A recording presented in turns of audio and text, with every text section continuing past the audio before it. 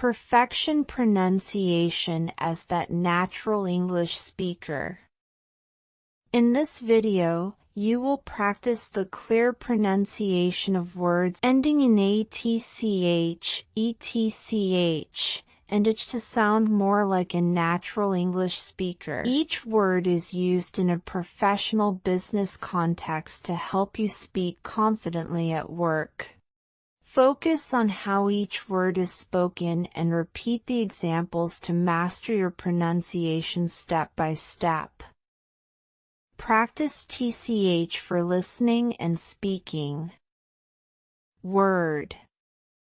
Example. Batch. The warehouse processed a batch of orders. Fetch. Please fetch the latest invoice from the printer. Patch.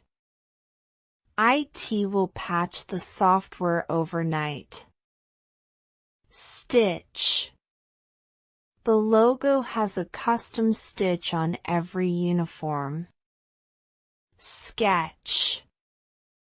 The team reviewed the sketch of the new facility. Notch. The service team took customer care up a notch. Latch. Secure the latch on the cargo container. Clutch.